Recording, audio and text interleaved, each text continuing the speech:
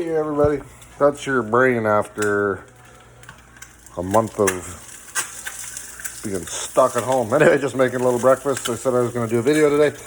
I hope everybody's hanging in tight. Yeah, just made a good little post this morning to see everybody's getting all ready for 2020. Like I said, we have no idea. Sorry, like I said, I'm trying to cook a little brekkie here. Hopefully everybody's getting themselves ready for 2020 should it happen for the season. I'm assuming it's gonna. A lot of good comments coming on there. Everybody's getting their gear. Got lots of time to get it ready. Why not get it all done now?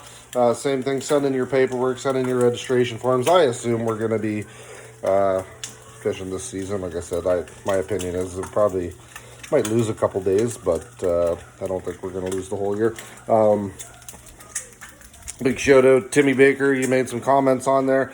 I had already fully planned on, sorry, the lighting and all this stuff going on. Fully planned on making some adjustments with the season this year as far as how we do some stuff. I'm asking everybody to, send in your paperwork now, do online payments, all that stuff. Even if you do it now, and we don't have a season, you get your money back. I don't touch the series money that's sitting there in the account right now.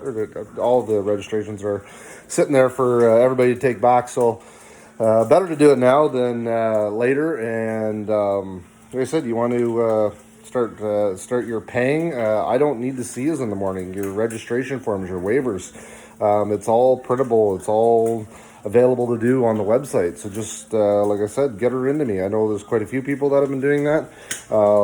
Just need, like I said, we might totally cancel morning registration altogether. Like I said, if we're allowed to go and we're given a green light and there's some stipulations on it, oh well, that's better than not fishing at all. So I got a shave today, something awful. Ran out of shaving cream last week, and we're trying to avoid the grocery stores and all that stuff. I actually had to use shampoo, so that was a lot of fun doing that. So anyway, I did pick up some shaving cream this week. Again, sorry, probably shouldn't be doing a video while I'm cooking, but taking the chance while I got it, because I'm stuck with one of them and two more over in there, and fun.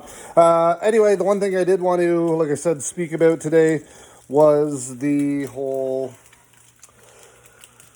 weigh-in process. When you come in at the end of the day, flight 1, flight 2, you know your time, you're supposed to come in. The weigh-in process starts with paying attention in the morning when I call out blast off numbers and all that stuff and tell you how the procedures go. First thing I say is, you got to pay attention to the dock master. It's usually Mike Bedard. You just got to follow his orders. It's a simple process every time. Get in a straight line. Like I said, Tim made a comment about, I don't know how, this is going to work. If people aren't way more than 6 feet away from each other in the line, if people are side by side in boats, that's wrong to begin with. That's just going to slow us down. We're incredibly quick at weigh-ins, and it's partially for that. It's the way it's all set up. So if you're side by side chatting with another boat, well, you're not helping us out. You're not helping the other anglers out. You're going to slow the process down because Mike's not going to understand what the hell you're doing. So just make sure you're, nose of boat to engine. That helps us out. And like I said, nobody's trading paint on boats. You start doing silly stuff like that, somebody's going to get ticked off. So yeah, no boat in front of the next boat, your trolling motor close to their engine, and that's about it. It's as simple as that.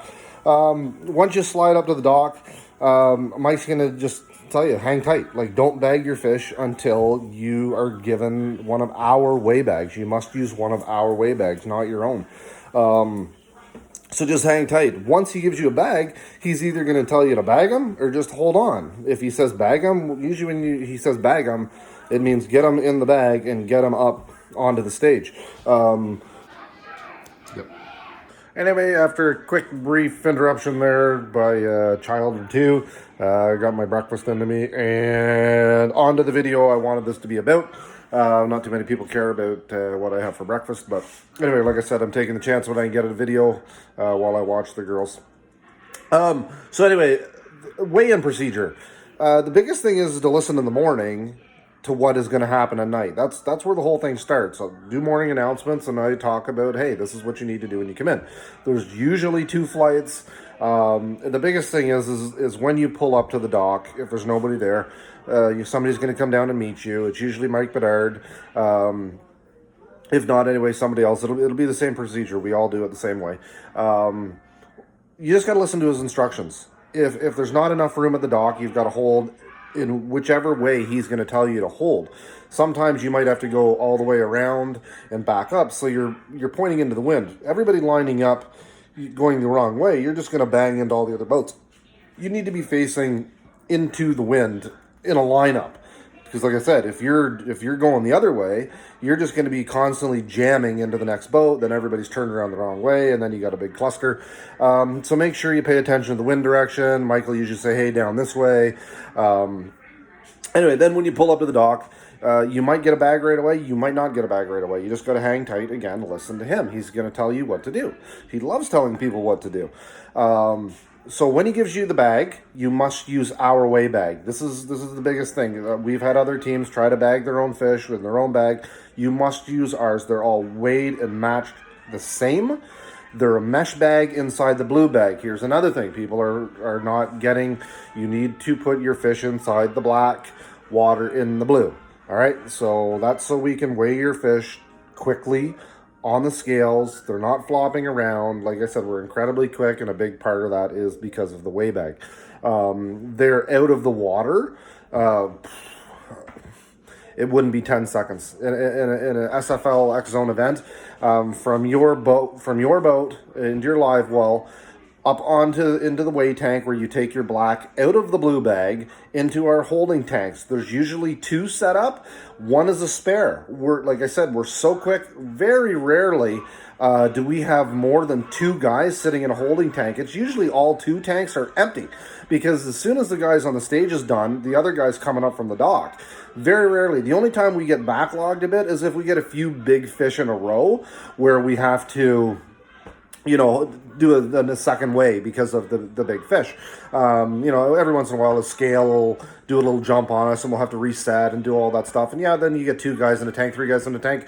Rarely have we ever used the second tank. It's sitting there ready to go. And there's a third one that sits in the trailer. But like I said, it just never gets used because of how our procedure works on how quickly everything goes. And again, that starts with you guys paying attention and doing what you're supposed to do according to what Mike is asking you to do. He's not just barking orders to be an asshole. Maybe. Anyway, it's for a purpose, and it's so we get the weigh-in done as quick as possible, and it has nothing to do with we want to go the hell home. We build a stage all day long so that you guys have a platform to showcase your fishing and all of that stuff. I don't want to build a stage. We do it for you guys. We do it for the show. So it's not we want to get the hell home. The purpose of doing it is fish care, 100% fish care. Like I said, the fish are out of the water maybe 10 seconds. Once you go from the holding tank up on the stage, they're in the water. The whole time we're doing this, they're in the water. The only time they're out of the water is when Matt takes the bag out of the blue bag, puts it in the red tank to check to make sure there's 5 in there, that they're the right size, that none are dead. Then they come out of the water, over onto the scale. It's about a 5 to 6 second count till it weighs and locks, and he walks it back over. So our fish are out of the water, I'm telling you, probably less than, and I'm not knocking waterway systems. If you do the math of when they get pulled and drained and back and pulled and drained and all the stuff that they do, I would believe ours is actually in the water longer.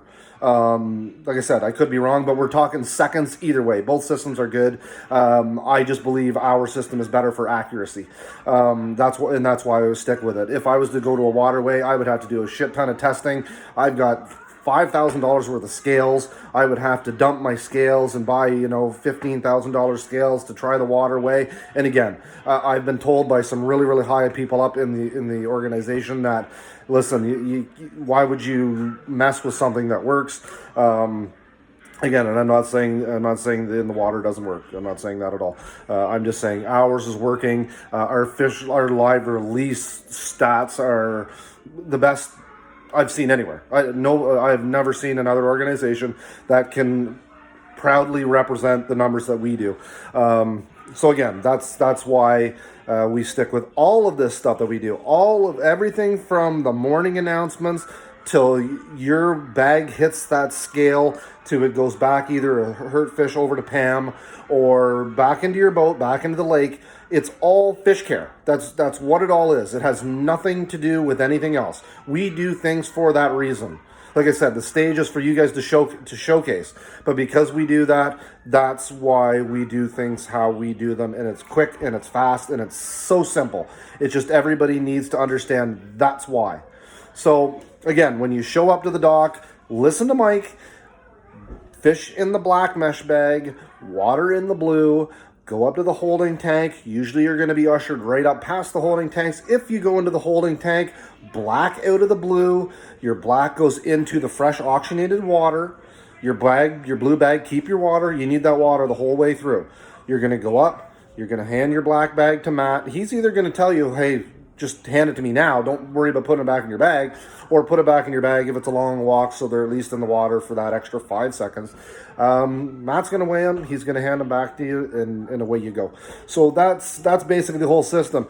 And the biggest thing I can ask for, stick around.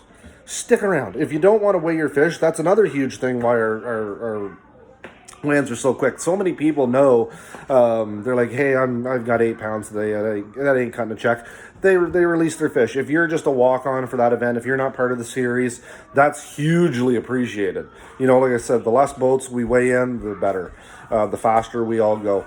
So again, we want you to weigh in. If you want to put on, so you've got results to show people, yeah, weigh your fish. I'm just saying, it speeds things up a little bit. It's not that it's going to hurt anything. It just makes things go a little quicker. I'd love to see everybody weigh in 20-pound bags, and we have 80 boat weigh-ins. So anyway, that's the gist of all of that. Other than that, I hope everybody's having a good day. A little rainy and shitty out today. Yeah, so that's it. Again, I hope we get this over with soon and move on from there. Anyway, take care. Have a good one, guys.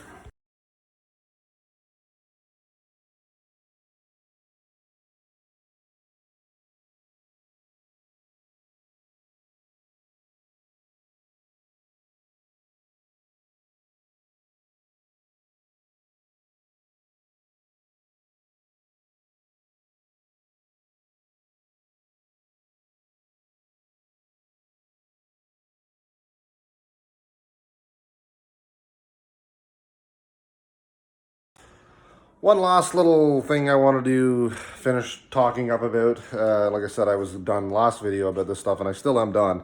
It's just getting comments from people. I know most of the people have been in agreement with what I've said. I know some people are getting a little frustrated. I know I've been way too repetitive on it, and like I said, I'm done talking about it.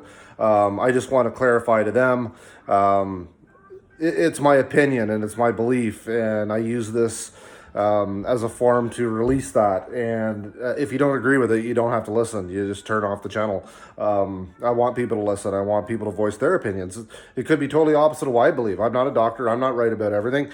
But like I said, if you just picked up a video, like the video I did 2 days ago where I was very frustrated and angry and trying to get the point across to people, because some people still aren't listening because they're talking like they're Davy Crockett out there and they got to go hunt and gather right now.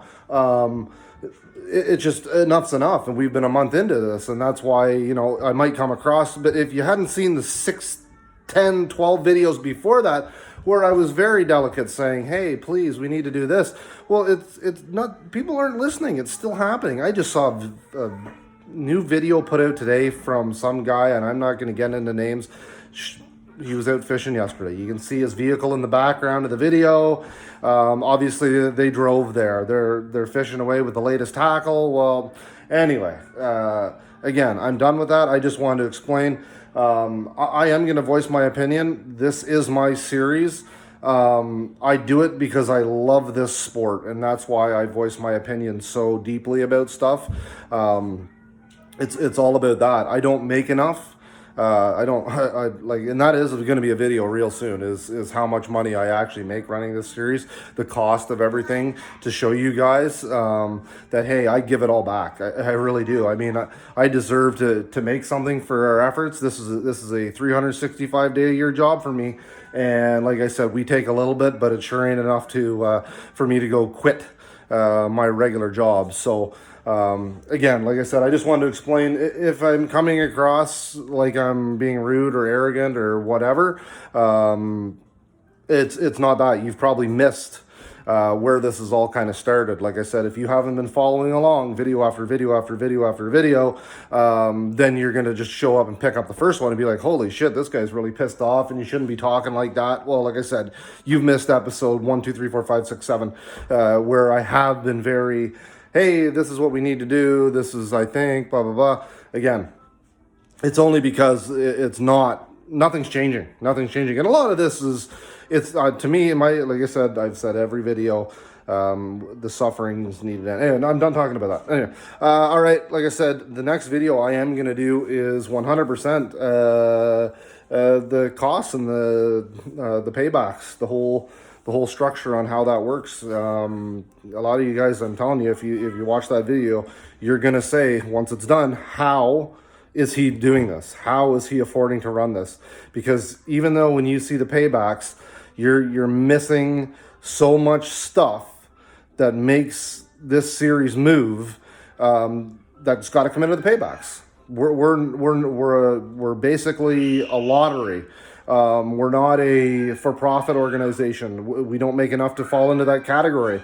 So again, check that video out. That will be the next one. All right, guys.